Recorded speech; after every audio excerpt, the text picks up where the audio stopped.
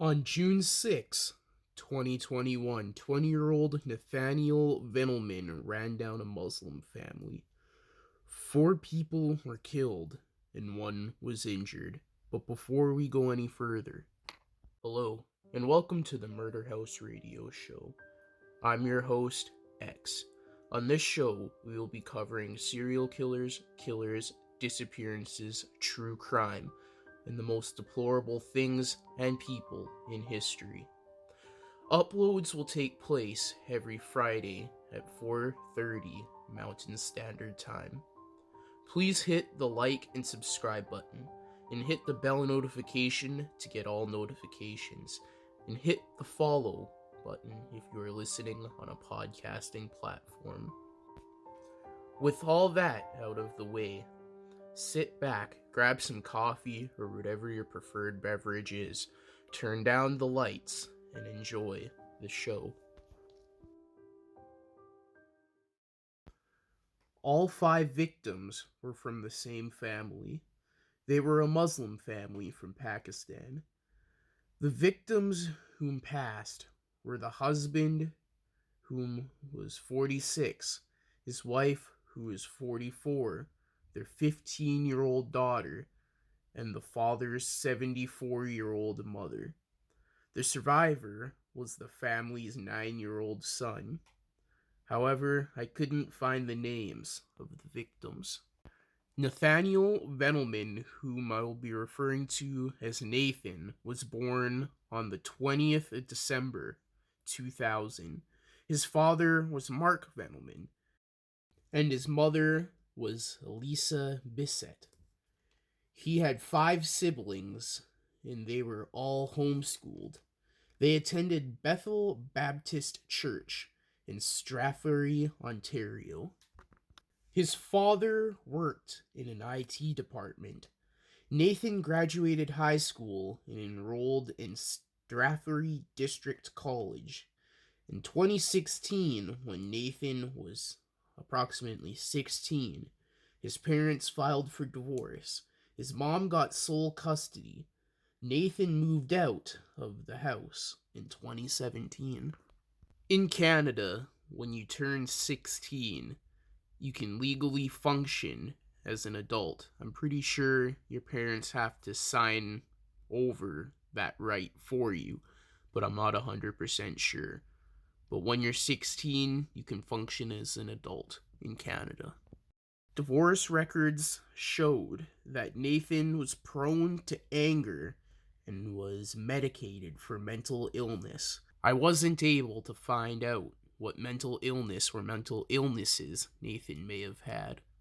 Both parents believed he should be in therapy and be monitored around his younger siblings. Classmates described Nathan as quiet, studious, and agreeable, but odd and withdrawn. By 2018, Nathan was working in an egg processing plant in Strathroy.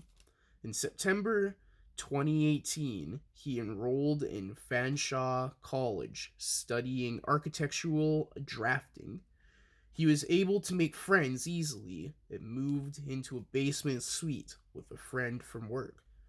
One of his co-workers was Muslim and said that Nathan was a proud Christian, and also said that he treated Muslims normally in the 4 years that he had known Nathan.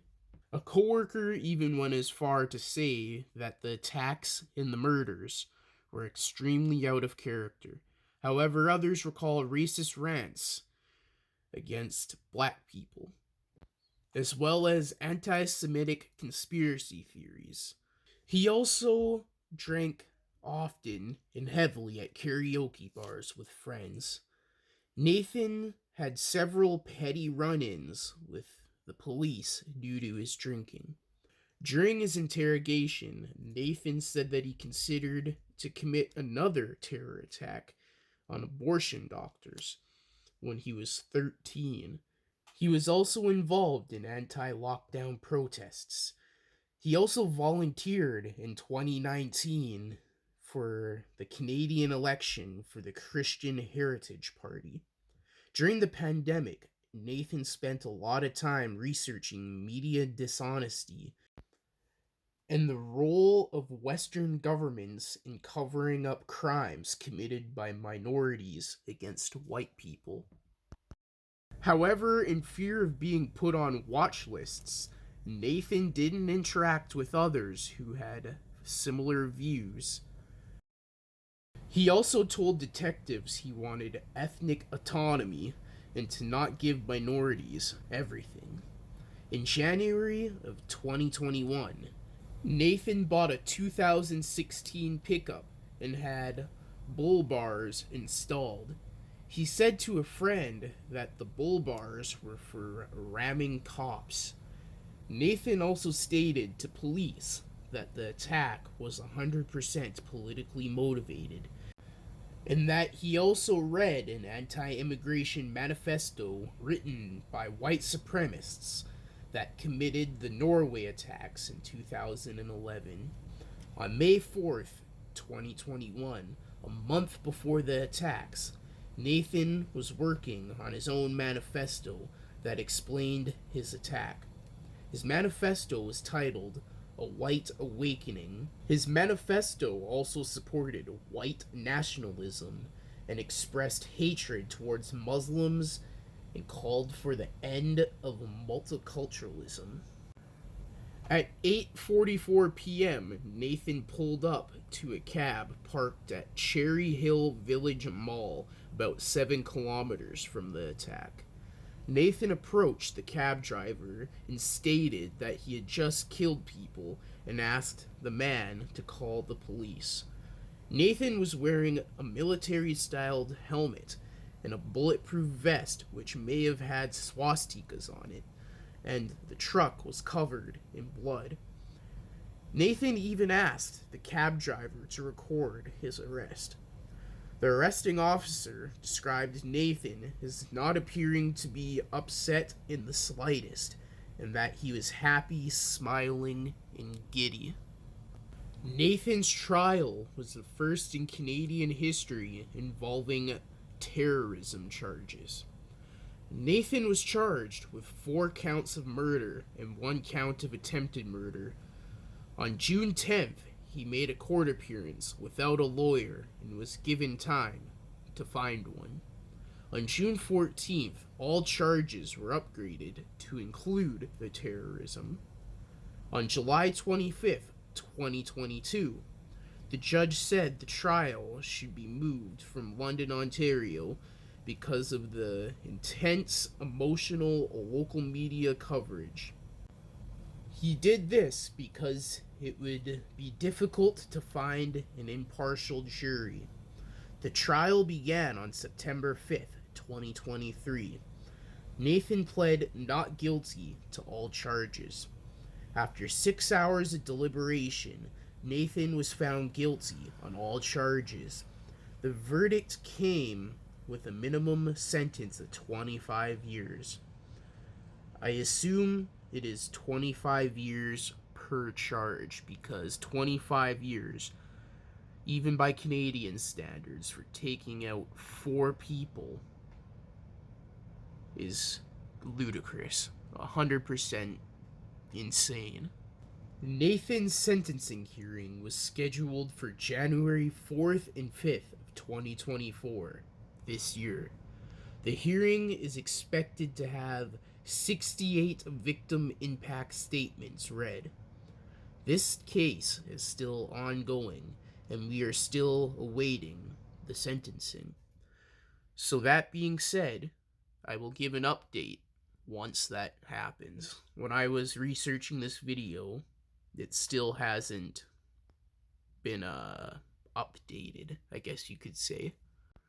A good question to ask yourself and think about is, where does this type of hatred come from?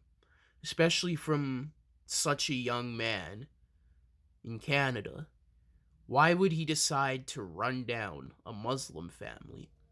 It makes you think, what happened to him? What was his reasoning, if any at all? He definitely got into racist literature and racism and religion, once mixed, is a very volatile situation. Very volatile. We need to try to understand what happened and whatnot. You know what I mean?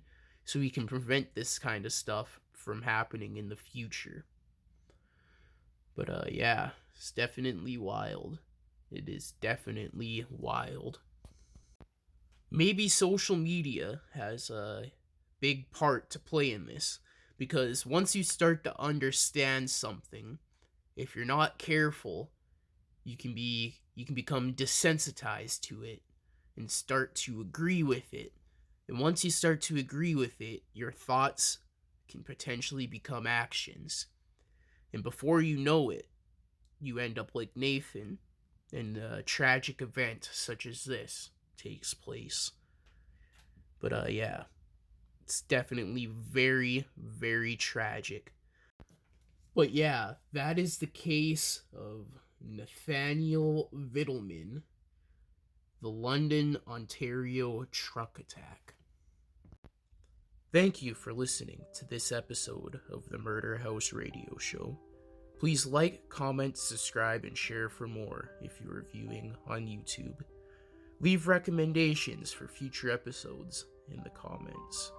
Don't forget to hit the bell notification to get all notifications. If you are listening on a podcasting platform, hit follow, and it doesn't hurt to give a 5-star review. I hope you have a good rest of your day. This is your host X, signing off.